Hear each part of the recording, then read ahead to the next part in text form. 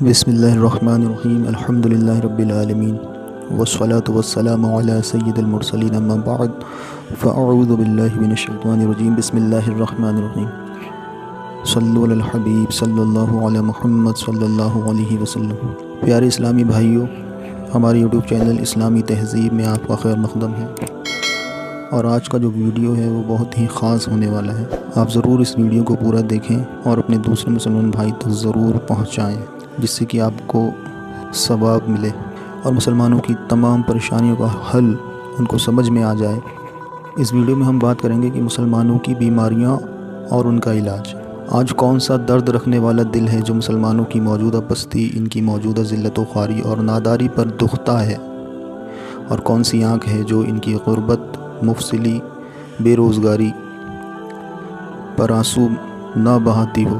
حکومت ان سے چھنی، دولت سے یہ محروم ہوئے، عزت و وقار ان کا ختم ہو چکا، زمانے کی ہر مصیبت کا شکار مسلمان بن رہی ہیں۔ ان حالات کو دیکھ کر کلیجہ منہ کو آتا ہے، مگر دوستو، فقط رونے اور دل دکھانے سے کام نہیں چلتا، بلکہ ضروری ہے کہ اس کے علاج پر خود مسلمان قوم غور کرے۔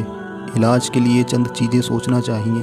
اول یہ کہ اصل بیماری کیا ہے، دوسرا یہ ہے کہ اس کی وجہ کیا ہے، کیوں مرض پیدا ہوا، تیسرا یہ کہ اس کا علاج کیا ہے، چوتھا یہ کہ اس علاج میں پرہیز کیا ہے۔ اگر ان چار باتوں کو غور کر کے معلوم کر لیا گیا تو سمجھو کہ علاج آسان ہے۔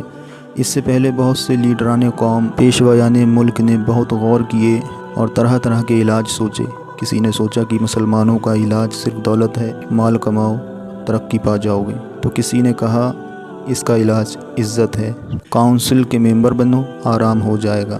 کسی نے کہا کہ تمام بیماریوں کا علاج صرف بیلچہ ہے، بیلچہ اٹھاؤ، بیڑا پار ہو جائے گا۔ ان سب نادان طبیبوں نے کچھ روز بہت شور مچایا، مگر مرض بڑھنے کے سوا کچھ حاصل نہ ہوا۔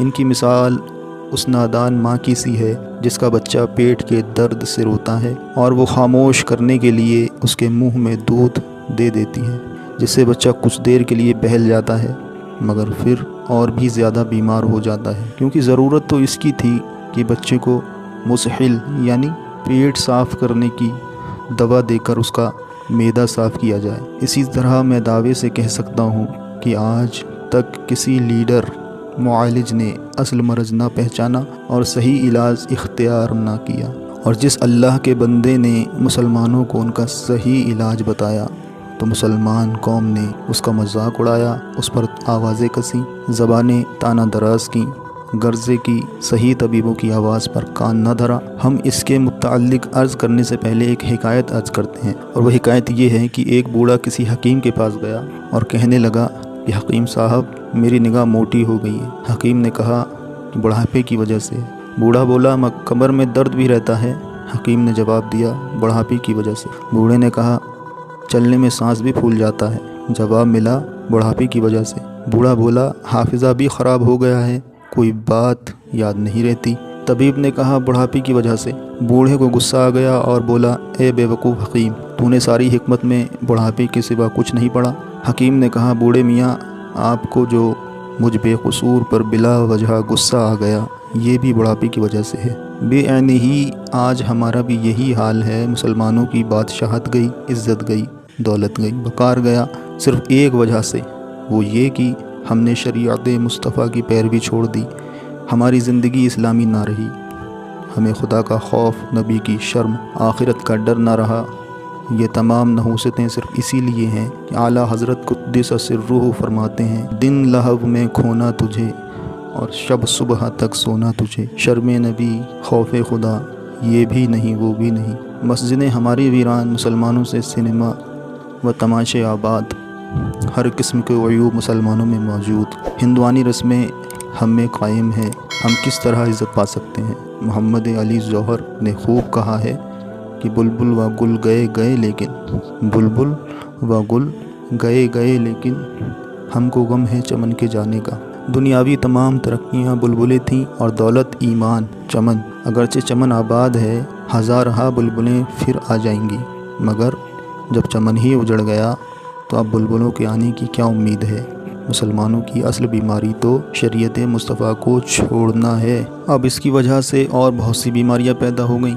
مسلمانوں کی سطح بیماریاں 3 قسم میں منحصر ہیں۔ اول، روزانہ نئے نئے مذہبوں کی پیداوار اور ہر آواز پر مسلمانوں کا آنکھیں بند کر کے چل پڑنا۔ دوسرے، مسلمانوں کی خانہ زنگیاں اور مقدمہ بازیاں اور آپس کی عداوتیں۔ تیسرے، ہماری جاہل باپ دادوں کی ایجاد کی ہوئی خلاف شرع یا فضول رسمیں۔ ان 3 قسم کی بیماریوں نے مسلمانوں کو تباہ کر ڈالا، برباد کر دیا، گھر سے بے گھر بنا دیا، مقروض کر دیا، غرضے کی ذلت کے گڑھے میں ڈھکیل دیا۔ پہلی بیماری کا علاج صرف یہ ہے کہ مسلمان ایک بات خوب یاد رکھیں، وہ یہ کہ کپڑا نیا پہنو، مکان نیا بناؤ، غذائیں نئی نئی کھاؤ، ہر دنیاوی کام نئے نئے کرو، مگر دین وہی 1300 سال پرانا اختیار کرو۔